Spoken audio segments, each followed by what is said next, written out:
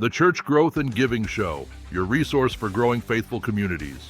Brought to you by Vanco, helping tens of thousands of churches thrive for over 20 years. Join Jordan and Andy as they share insights drawn from decades of church giving and engagement expertise. Today, we're delving into a topic that's often whispered about in church hallways, but rarely addressed head on: the ministry of burnout.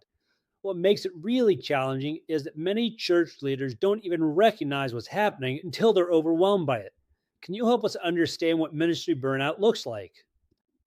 Well, burnout manifests in several ways, but let's start with the physical symptoms. Many pastors experience constant fatigue, and I mean bone deep exhaustion that doesn't go away with a good night's sleep. They might struggle with insomnia, recurring headaches, or stomach troubles. I've heard about pastors who do 3 or 4 services on a Sunday and then feel completely zapped for days afterward. And what makes it really challenging is that these symptoms creep in so quietly. Many ministers ignore these warning signs because they're trained to put others first.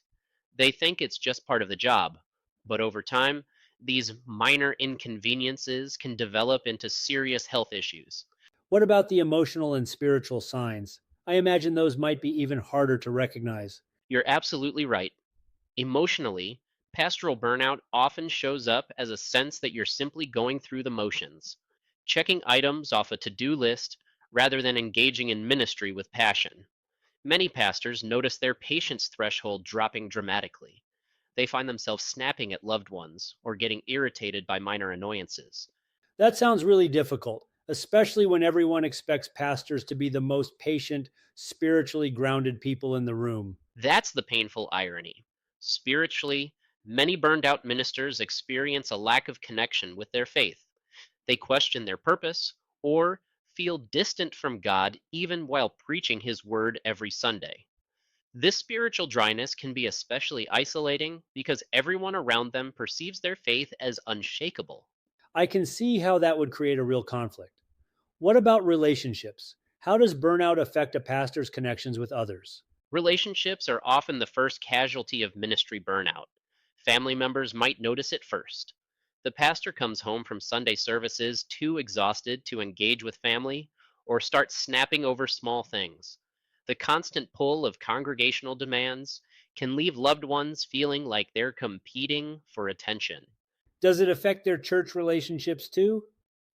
Absolutely. They might start skipping coffee hours or community events they used to enjoy. Staff meetings become tense with conflicts brewing over minor issues. Over time, these patterns erode family connections, trust among staff, and the sense of church unity, making recovery even more difficult. So, what actually causes ministry burnout? Is it just the workload, or are there other factors at play? It's a perfect storm of several factors. First, there are the incredibly high expectations placed on church leaders. Pastors are expected to be exceptional at preaching, counseling, church administration, pastoral care, and team management, all at once. That's a lot of hats to wear. It really is. And the statistics are staggering. 72% of pastors spend 55 to 75 hours weekly at church, with 84% feeling they're on call 24/7. Many ministers are also insufficiently trained to meet the job's complex demands, leaving them unequipped to handle such a heavy workload. I've noticed that many pastors also struggle with setting boundaries. It seems like there's always one more person to help or one more meeting to attend. That's the second major cause: a lack of self care and boundaries. There's always something that needs attention: sermon preparation, meetings, congregant needs, and pastors' personal needs often fall by the wayside. Without clear boundaries, these constant demands leave pastors perpetually drained. Is there a spiritual component to burnout as well? Definitely. The emotional burdens and spiritual strains of ministry take a tremendous toll. Pastors are expected to be the spiritual leaders and guiding voices for their congregations. But this never ending focus on others comes at a cost if they don't nurture their own spiritual well being. I think many ministers feel guilty about saying no, especially when someone is in crisis. Exactly. There's this unspoken expectation that pastors should always be available. When a congregant calls at 9 p.m. with a problem, many ministers feel obligated to respond immediately, even if they're having dinner with their family or just need downtime. And I imagine this impacts their ability to maintain their own spiritual disciplines too. The irony is that pastors often sacrifice their own prayer time or Bible study to prepare messages for others. They're pouring out spiritually without being filled up. It's like trying to drive cross country without stopping for gas.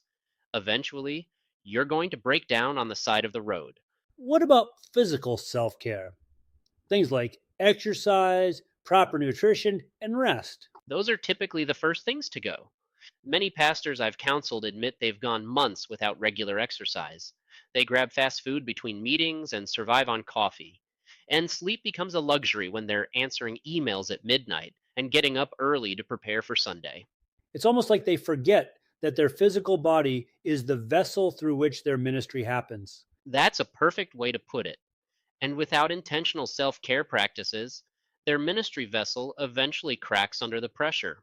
What happens when ministry burnout goes unaddressed? The consequences seem like they could be pretty serious. The costs are enormous for pastors, their families, and their congregations. According to the Barna Group, 38% of pastors considered giving up ministry altogether in 2021, and that number rose to 42% in 2022. Unchecked pastoral fatigue can lead to emotional exhaustion, depression, and physical health problems. That's alarming. There's so many stories in ministry where pastors' families bear the brunt of burnout. Research shows that 80% of pastors believe ministry has negatively affected their family life. Pastors may miss family events, withdraw emotionally, or bring home the stress of their church responsibilities. For congregations, a burned out pastor can lead to dying ministries, shrinking attendance, and disheartened volunteers. I've seen that firsthand. When a pastor is running on empty, it seems like the whole church can feel it. Absolutely. The church is an interconnected body, and when the leadership is suffering, that pain radiates throughout the congregation. Members might notice their pastor's sermons becoming less inspired or their counseling less attentive. Over time, this can erode trust and create a sense that the church itself is stagnating. And I imagine there are long term consequences for the pastor personally as well. The personal toll can be devastating. Many pastors who experience prolonged burnout develop clinical depression or anxiety disorders that require professional intervention. Some turn to unhealthy coping mechanisms like substance abuse or emotional eating. There's also research suggesting chronic stress can contribute to serious health conditions like heart disease and immune disorders. It really affects every aspect of church life, doesn't it? What can pastors do to prevent burnout before it takes hold? Prevention starts with prioritizing self care and spiritual renewal. Taking care of yourself, body, mind, and spirit, is critical to avoiding clergy burnout. This might include setting aside time for personal prayer or scripture reading that's not for sermon prep. Leaders who care for themselves can better serve their congregations without risking spiritual depletion. I think boundaries are really important too. There are so many pastors who never turn off their phones or answer emails at all hours. Setting healthy boundaries is absolutely essential. This might mean saying no to certain requests, establishing clear office hours, or taking your day off seriously. Setting boundaries actually teaches your congregation to respect your limits and allows you to recharge. Without these boundaries, it's incredibly easy to become overwhelmed by congregational demands.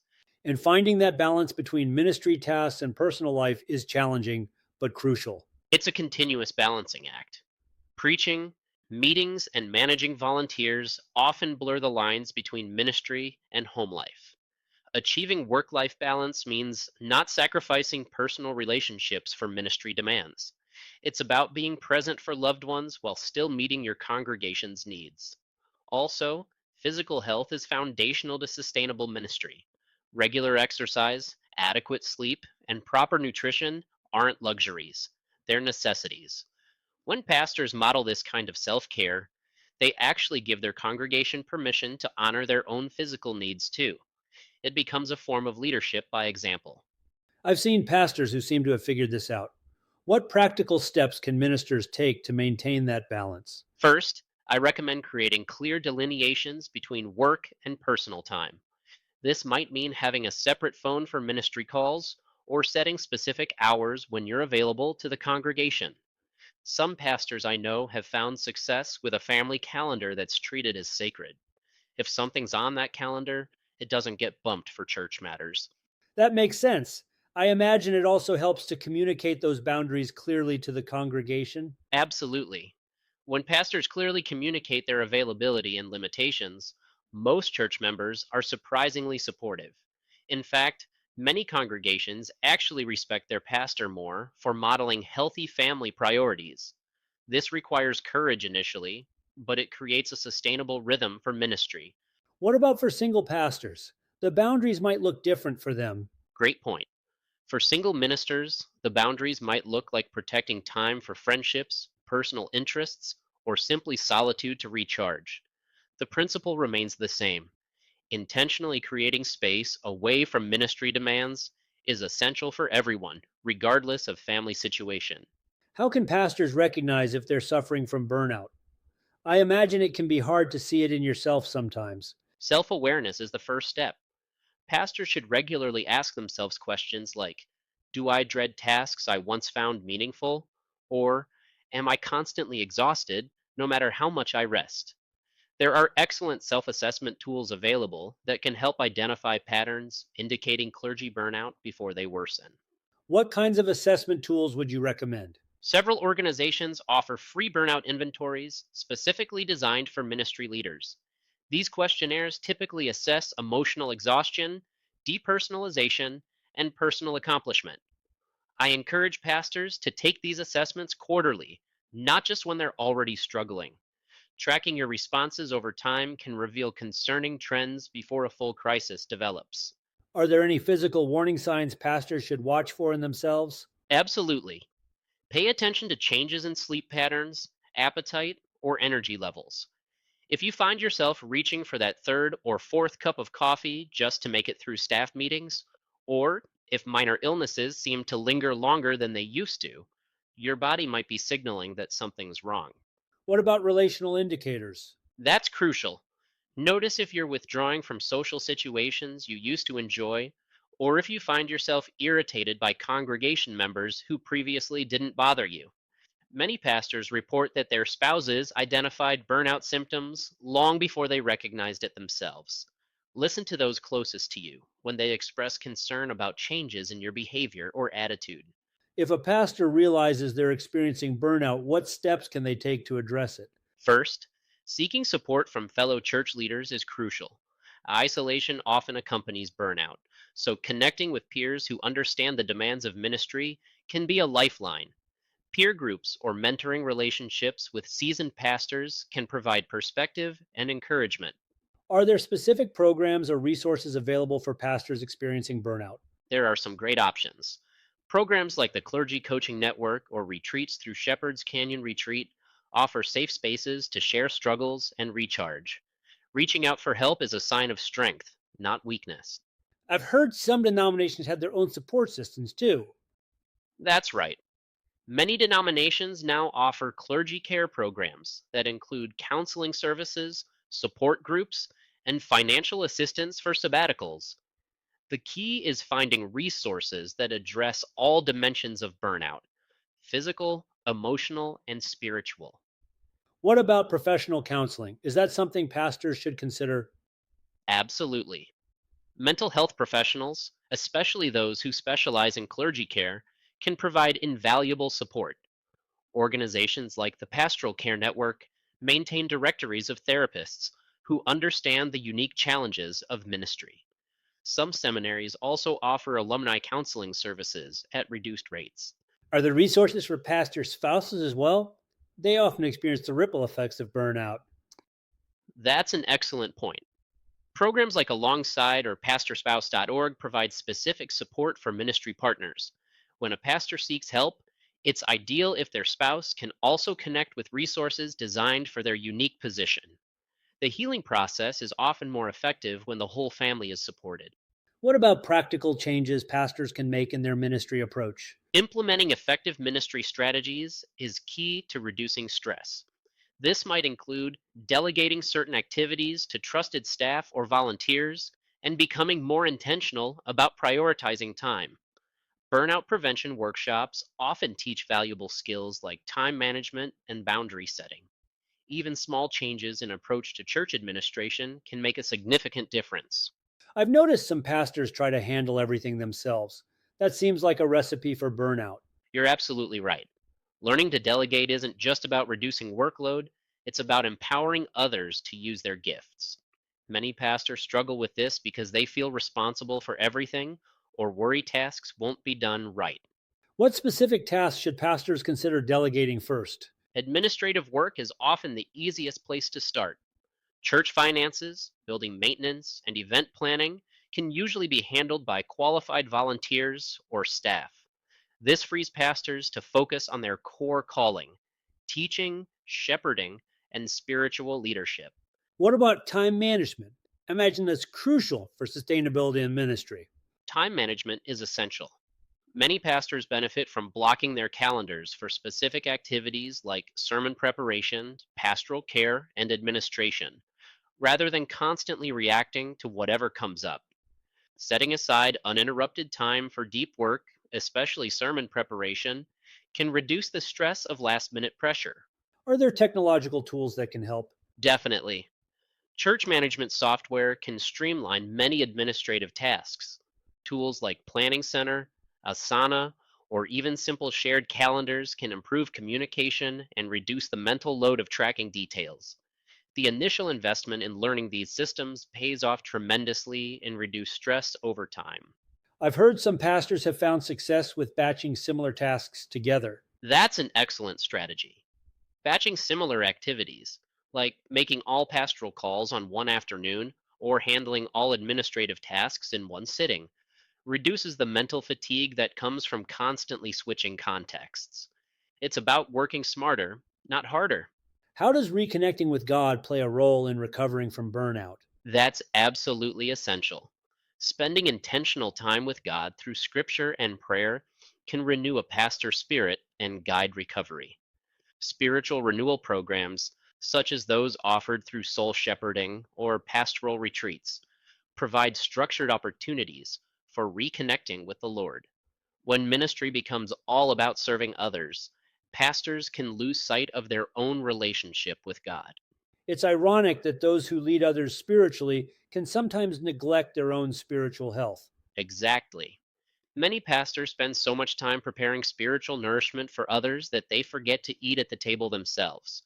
What was once a passion becomes just another task. Recovery begins when they rediscover Scripture not as sermon material, but as personal manna. How can pastors create space for that kind of authentic spiritual connection? It often requires intentional scheduling. Some pastors find that setting aside the first hour of each day before emails or phone calls for personal devotion works best. Others benefit from a weekly half-day retreat at a local park or coffee shop where they can simply be with God without agenda or interruption. Are there specific spiritual practices that are particularly helpful for burned out ministers? Contemplative practices like Lectio Divina, centering prayer, or even simple silence can be transformative. These approaches allow pastors to experience Scripture and God's presence without the pressure to produce content from it. Journaling can also help pastors process their spiritual journey and track God's faithfulness through difficult seasons. I imagine getting away from the church building is important too. Absolutely. Physical distance often creates the mental space needed for spiritual reconnection. Many denominations and ministry organizations offer dedicated sabbatical programs or retreat centers specifically designed for pastoral renewal. Even a weekend away at a monastery or retreat center can provide that crucial reset. What about pastors who feel spiritually dry or even angry with God during burnout? That's actually a common experience and nothing to be ashamed of. Honesty with God is the beginning of healing. The Psalms give us permission to lament and question. Many pastors find freedom when they stop performing spirituality and start being authentic with God about their struggles, doubts, and disappointments. What role can church members play in preventing pastoral burnout? I think many congregants might not realize how they can help. Church members can make an enormous difference. Simply understanding and appreciating their ministers can go a long way. Pastors often face overwhelming pressure from their congregations. A thoughtful thank you after a sermon or a handwritten note of appreciation means more than most members realize. Respecting boundaries is important too, right? It's critical. Congregants should respect their pastor's time off, avoiding calls or texts during family time except for genuine emergencies. When a pastor doesn't respond to a non urgent message on their day off, members shouldn't take it personally. They're simply practicing healthy self care. Are there formal ways congregations can support their leaders? Yep, churches can establish policies for sabbatical leave after certain years of service. This isn't just a long vacation, it's a crucial time for spiritual, emotional, and intellectual renewal that benefits the entire congregation through revitalized leadership. What about spreading the workload? I've seen some churches where the pastor is expected to do everything. That's a significant issue. Forming pastoral care committees that share visitation responsibilities or having trained lay counselors for initial counseling sessions can dramatically reduce a pastor's load. Some churches have implemented policies where certain nights of the week are protected family time for pastoral staff. How can congregations become more aware of their pastor's well being? Regular check ins are invaluable. Some churches designate deacons or elders to specifically monitor their pastor's health and workload. Annual reviews should include questions about work life balance, not just ministry metrics. The goal should be creating a culture where pastors feel comfortable expressing when they're approaching their limits. It sounds like it really takes the whole church to address this issue. Exactly. When ministers can balance ministry and personal time with the support of their congregation, they become even more effective in leading and serving. This isn't just about preventing burnout, it's about fostering sustainable, healthy ministry that can thrive for the long term. This has been such an important conversation. Any final thoughts on ministry burnout that you'd like to share with our listeners? I want to emphasize that experiencing burnout doesn't mean you're failing in your calling or that you're not cut out for ministry. It's a normal human response to the extraordinary demands placed on spiritual leaders. Recognizing the signs and taking proactive steps isn't just self preservation, it's stewardship of the gifts God has given you and the ministry He's entrusted to you. That's such a helpful perspective. Viewing self care as stewardship rather than selfishness. Right. And for those listening who might be experiencing burnout right now, please know you're not alone. Reach out for support, whether to colleagues, mentors, or professional resources. The church needs healthy, sustainable leadership, and that begins with acknowledging your own humanity and limitations. Thanks for these insights, Jordan. And for our listeners who want to learn more, we've included links to several resources in our show notes, including a free church leadership guide. That guide is an excellent resource that covers everything from setting smart goals to delegating effectively, all skills that can help prevent burnout while advancing your church's mission. Well, that brings us to the end of today's episode. Thanks for joining us on the Church Growth and Giving Show. Please like and subscribe to our channel for the latest updates. It also helps support us in creating free materials and content to help you and other churches in your mission.